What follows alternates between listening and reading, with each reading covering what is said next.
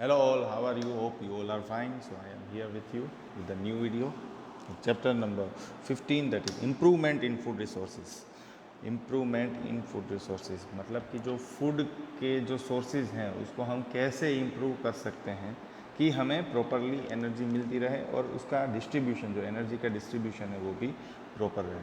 तो उसके बारे में हम ये चैप्टर में पढ़ने वाले हैं कि कौन सी एग्रीकल्चरल प्रैक्टिस है वो फॉलो होती है जिससे क्रॉप का प्रोडक्शन है वो इंक्रीज़ हो सकता है। ठीक है, कौन से ऐसे फैक्टर्स है वो जो अफेक्ट करते हैं क्रॉप के प्रोडक्शन को। लास्ट में हम वो भी देखेंगे कि एनिमल हस्बेंड्री कैसे होती है, उसके टाइप्स क्या क्या है।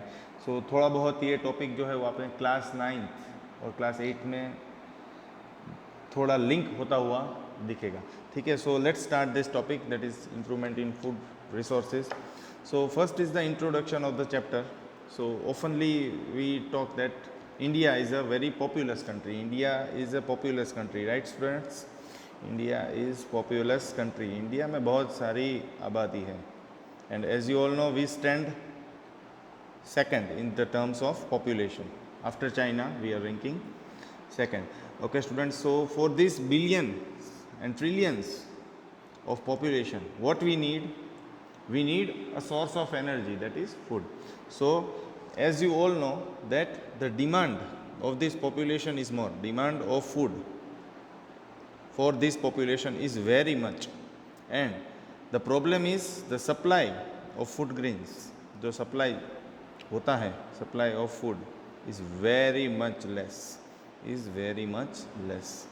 So in order to balance this, ये दोनों को बैलेंस करने के लिए ही हम ये चैप्टर पढ़ रहे हैं कि जो भी डिमांड है, जो भी पॉपुलस कंट्री जैसे इंडिया है, चाइना है, अमेरिका है, सभी पॉपुलस कंट्री हैं, ठीक है स्टूडेंट्स, तो उसकी डिमांड है, उसको बैलेंस करने के लिए हमें हमारे रिसोर्सेज को कैसे इम्प्रूव करना है, ये जिसके कारण सभी पॉपुलेशन को जितना भी न्यूट्रिशन हो वो इक्वली मिले और कोई भी कंट्री के कोई भी पीपल है वो कम से कम डिजीज से सफ़र करे और जिसके कारण उसका लाइफ स्पैन है वो बढ़ जाए और उसको कम डिजीज़ है वो एक्वायर करे। ठीक है स्टूडेंट्स, तो ये सब कुछ हम पढ़ेंगे. So in this chapter also we'll talk some of the practice that will improve the food resources. Okay students, so we can improve the food resources simply. We can improve the food production actually by increasing farming. Yes, this is the first way. We can increase farming in order to increase the food production. इसको increase करना है तो farming increase कीजिए. तो farming increase करने के लिए land ज़्यादा चाहिए. ठीक है स्टूडेंट्स, तो आपको मालूम होगा कि पॉपुलेशन बढ़ती है तो लैंड है, लैंड के रिसोर्स है वो भी कम हो जाएंगे. ठीक है, and nowadays each and every agricultural land is converted into industrial land, right? And nowadays whichever agricultural land is there, it is polluted by various chemicals, right? So these all are the problems faced nowadays that we have to see carefully, right? So in order to increase the crop and livestock, what is the meaning of livestock? जो भी चीज़ रोज़ मिलती है जैसे कि milk है, grains है, वो सब लाइवस्टॉक में आता है. ठीक है, तो so in order to increase crops and livestock, Indian government has practiced many revolution, like green revolution they have practiced. They have practiced green revolution. Why they have practiced green revolution? In green revolution they have tried many fertilizers, many manures in order to increase the agricultural production. मतलब कि food production को increase करने के लिए उन्होंने नई modern techniques को use किया है जिसमें उन्होंने fertilizer का use किया था. ठीक है स्टूडेंट्स, उन्होंने अलग अलग agricultural tools, cultivators, harvesters use किए जिसके कारण क्या हुआ, फूड ग्रेन्स का जो प्रोडक्शन है वो बढ़ गया. सेम वे मिल्क रिवॉल्यूशन आया. मिल्क, इसको वाइट रिवॉल्यूशन भी बोलते हैं, वाइट रिवॉल्यूशन, जिसमें मिल्क का प्रोडक्शन बढ़ा. ठीक है स्टूडेंट्स, तो ऐसे ऐसे कई सारे रिवॉल्यूशंस हमारे गवर्नमेंट ने इम्प्लीमेंट किए कि जिसके कारण जो डिमांड और सप्लाई है उसका जो रेशियो है वो इक्वल रहे। ठीक है स्टूडेंट्स, फिर आगे बढ़ते हैं। However, this revolution means that our natural resources are getting used up more intensively। पर ये सब रिवॉल्यूशन के कारण हुआ क्या स्टूडेंट्स, जो भी नेचुरल रिसोर्स अभी अवेलेबल है वो ज़्यादा से ज़्यादा यूज़ होते गए। नेचुरल रिसोर्सेज जो हैं स्टूडेंट्स वो सबसे ज़्यादा यूज़ होते गए, सबसे ज़्यादा use was increasing, use is increasing extensively, increases extensively. तो ये तो हमारे लिए फिर से हार्मफुल स्टेप हो गया। ठीक है, तो इसके कारण हम क्या कर रहे हैं कि फूड का प्रोडक्शन इंक्रीज़ कर रहे हैं, पर हम हमारे एनवायरनमेंट को तो डिस्टर्ब कर रहे हैं। इसमें क्या हुआ, फूड प्रोडक्शन इंक्रीज़ हुआ स्टूडेंट्स, हमें जो चाहिए था वो मिल गया, पर सामने एक डिसएडवांटेज क्या हुआ। What was the disadvantage?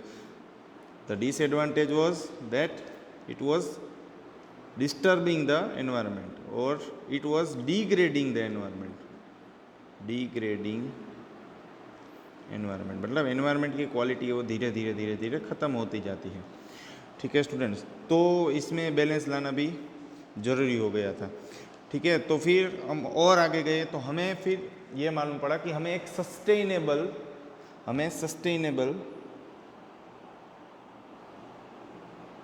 Practice implement करनी पड़ेगी, सस्टेनेबल प्रैक्टिस इम्प्लीमेंट करनी पड़ेगी। किसके लिए? एग्रीकल्चर पूरा फील्ड के लिए और एनिमल हस्बेंड्री में।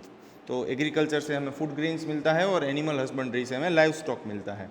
ठीक है स्टूडेंट्स, मैं नीचे ही लिख देता हूँ आपको, एग्रीकल्चर से फूड ग्रेन्स और एनिमल हस्बेंड्री से मिल्क और ये सब जो होता है लाइव स्टॉक वो हमें मिलता है। ठीक है स्टूडेंट्स, अब हम आगे जाते हैं। तो ये बढ़ाने के लिए सभी पीपल के पास परचेसिंग पावर भी होना चाहिए। मतलब क्या हुआ कि सस्टेनेबल का मतलब क्या होता है students? Sustainable word itself means, sustainable आपको नोट करना है तो नोट भी कर सकते हो, it is available for present generation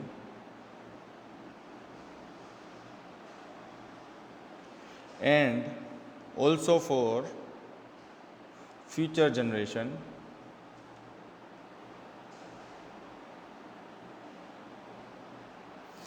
without harming environment।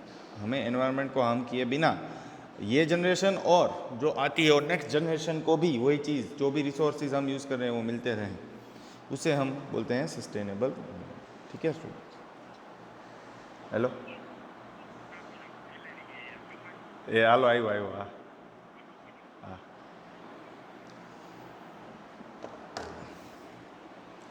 ठीक है स्टूडेंट्स, तो ये हमने पढ़ा कि सस्टेनेबल क्या है, कि अभी और नेक्स्ट जनरेशन के लिए मैक्सिमम मिलती रहे, उसको हम बोलते हैं सस्टेनेबल प्रैक्टिस। ठीक है, तो उसके लिए साइंटिफिक मैनेजमेंट प्रैक्टिसेस गवर्नमेंट ने इम्प्लीमेंट करना स्टार्ट कर दिया। साइंटिफिक प्रैक्टिसेस, साइंस का यूज़ किया सबसे ज़्यादा, कि जिसके कारण प्रोडक्शन बढ़े, सस्टेनेबल प्रोडक्शन हो, मतलब अभी के लिए और फ्यूचर जनरेशन के लिए मिलता रहे और नेचुरल रिसोर्स का डिग्रेडेशन कम हो, ऐसा सब प्रैक्टिस किया। For example agriculture with livestock, poultry, fishes, beekeeping. तो फिर उन्होंने क्या किया कि एक फार्म होता है स्टूडेंट्स, उसमें एग्रीकल्चर भी होगा, मतलब कि इसमें क्रॉप्स भी ग्रो होंगे और इसके साथ यहाँ पे लाइव स्टॉक भी मिलेगा। लाइव स्टॉक में क्या क्या आएगा वो मैंने आपको बता दिया था। कोई मिल्क है, मतलब कि कोई केटल को वहाँ पे रख के मिल्क का प्रोडक्शन है वो भी कर सकता है। पोल्ट्री, फिशरीज़, फिश फार्मिंग कर सकता है, एग फार्मिंग कर सकता है। तो ये दोनों मिक्स्ड फार्मिंग में आते हैं, ये सब mixed farming. So this is one example of scientific implementation that was implemented by government in order to make the demand and supply ratio of food equal। so hopefully आपको यहाँ तक सब कुछ समझ में आ गया होगा कि ये इंट्रोडक्शन में क्या बोला गया है ये चैप्टर में, कि भाई हमारे पॉपुलस कंट्री में बहुत ही डिमांड ज़्यादा है फूड ग्रेन्स की, जो हमारी कन्वेंशनल टेक्निक्स है वो उसको कोप अप मतलब कि बैलेंस नहीं कर सकती है। इसीलिए अभी गवर्नमेंट ने क्या सोचा है कि सस्टेनेबल एक ऐसी सस्टेनेबल प्रैक्टिस इम्प्लीमेंट हो जिसके कारण प्रेजेंट जनरेशन और फ्यूचर जनरेशन दोनों को जितने चाहिए उतने क्रॉप्स मिलते रहें, और उसके साथ वो भी देखा गया है कि नेचुरल रिसोर्सेज है उसके डिग्रेडेशन भी कम हो। सो होपफुली आपको ये वीडियो पसंद आया होगा। Thanks for watching the video.